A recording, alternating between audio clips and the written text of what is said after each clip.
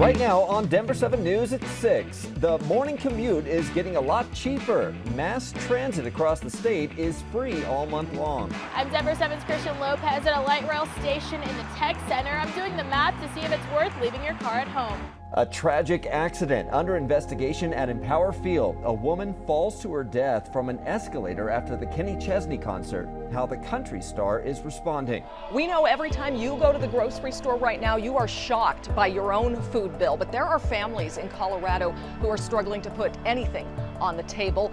This morning, we're live here at Food Bank of the Rockies, kicking off 7 days to help end hunger, and we need your help. And it isn't the white stuff you want to see while skiing or snowboarding. The unexpected substance making its way into our snow across the state. Yeah, it turns out we are not so great at this leave no trace mantra. We'll show you what you can do to help that situation, plus help a global food shortage we're seeing. Good morning to you. I'm Brian Sanders.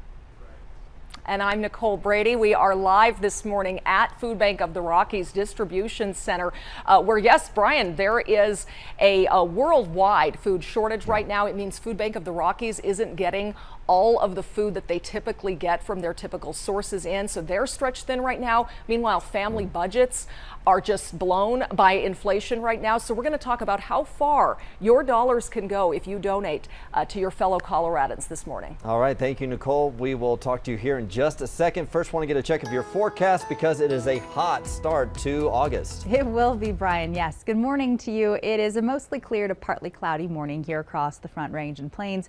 Temperatures currently quite comfortable. We're at 65 degrees out at DIA with winds sustained from the southwest around 5 to 10 miles per hour. Temperatures are in the low 60s, Littleton, Lakewood, up through Boulder and into the mountains 40s and 50s. But you can see those temperatures climbing by 9 o'clock to the high 70s, nearing 90 degrees by 11 a.m. and daytime highs. We are back to the low to upper 90s this afternoon, about 5 to even 10 degrees above average for this time in early August. 97 our expected high in Brighton, will be in the mid 90s from Westminster, and then off to the west, a better possibility of seeing storms develop over higher terrain. Just a 10% chance, Jason, of seeing an isolated thunderstorm, but mainly just gusty winds and more clouds this afternoon. And right now we have some building traffic in some of those usual spots, but nothing huge on the freeways. We have a problem off the freeways over on the west side. I'll show you in just a second. This is over I-70 and I-25. So the traffic going away from us is the eastbound side, and this is the westbound side of I-70 right now. The southbound traffic going into downtown on I-25 is right there, heading right past 44th and eventually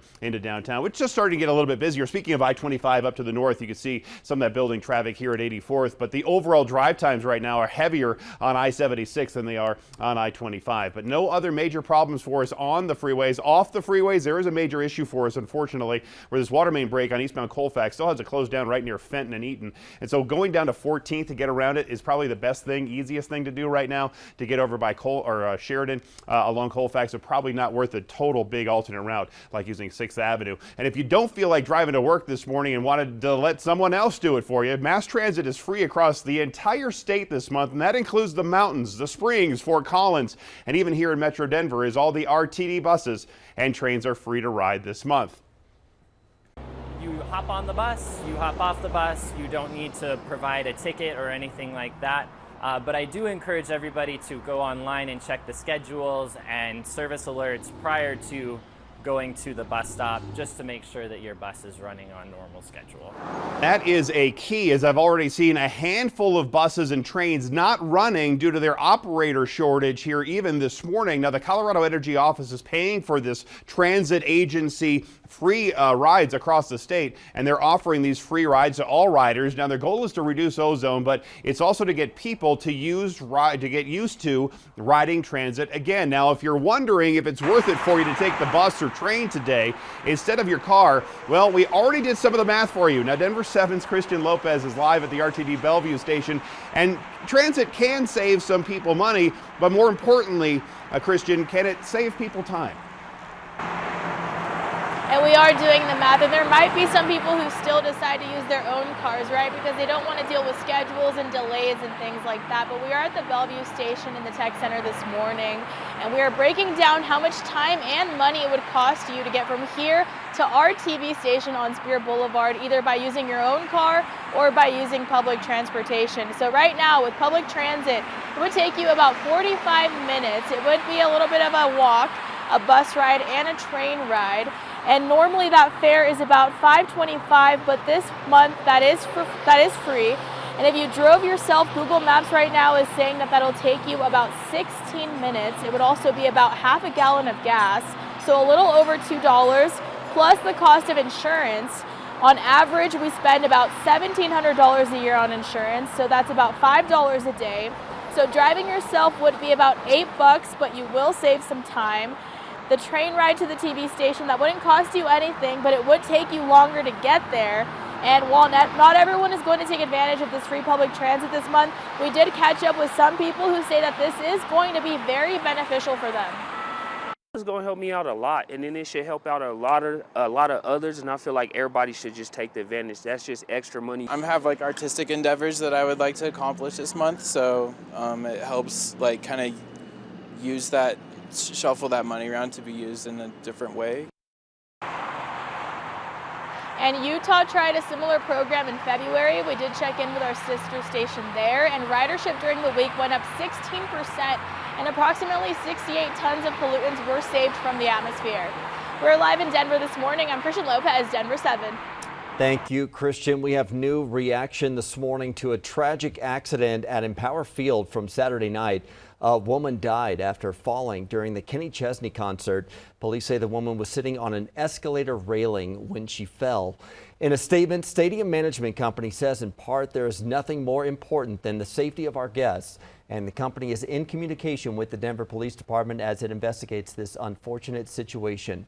Kenny Chesney is also responding himself. In a statement, he said, "Life is precious. Sharing music brings us together, and that love we share makes us so much more. For the lady who came to share that love, there are no words. For her friends and family's loss, I grieve with them and for them."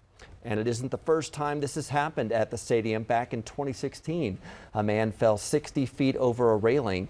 His family sued the stadium, which ended in a confidential settlement.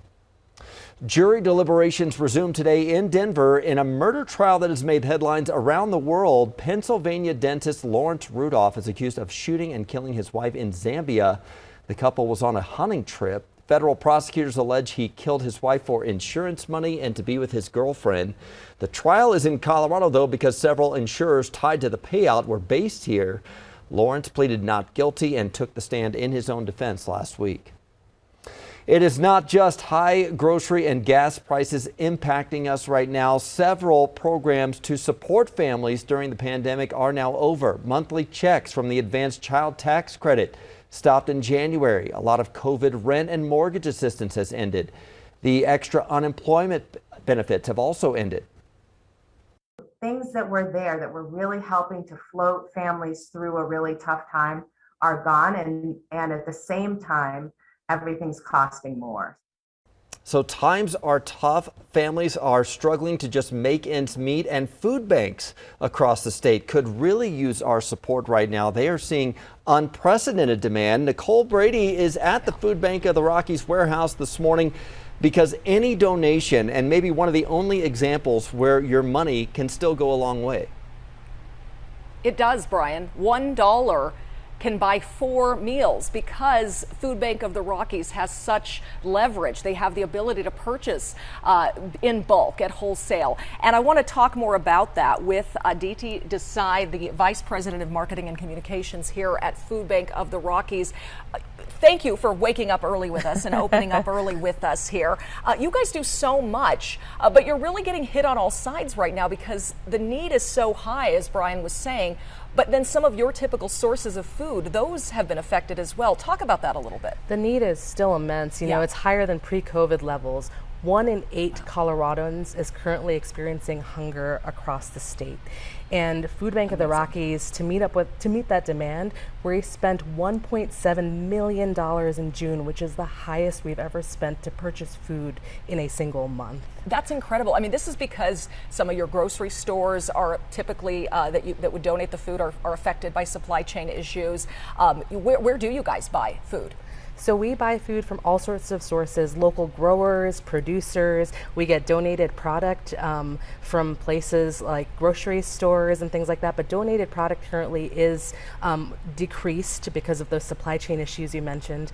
And also it's more expensive to purchase product right now. As we all know from shopping. I want to bring this up because this is really cool. Not everyone gets the same food. You guys have a mission to bring people a culturally responsive food that they recognize, that they know, that people will eat. Absolutely. So we really try to look at what community members want and desire, and that would be in their traditional diets potentially. So we distribute foods like masa flour, tortillas, jackfruit, all of those different types of fruits and vegetables that families want and need and know how to cook and prepare with their families. All right, well, we've been walking around this warehouse all morning long, 150,000 square feet.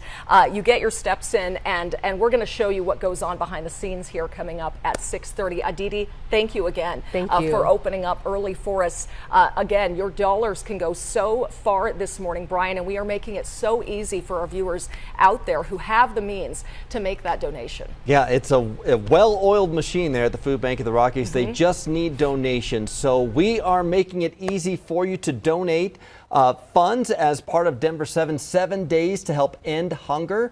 We have a link right now on the homepage of thedenverchannel.com. Again, any amount can help, big or small. Denver 7 Gives will match the first $10,000, so your money could double there. It is an ozone action day. A massive new fire in California is not helping the air quality out west. The sacrifices fire victims there are making to help others. And experts are still debating on whether or not we're in a recession, but a new study looks at how vulnerable Denver's housing market might be. And happy birthday to Colorado, how you can celebrate our state's birthday for free in one of the final weeks of summer break.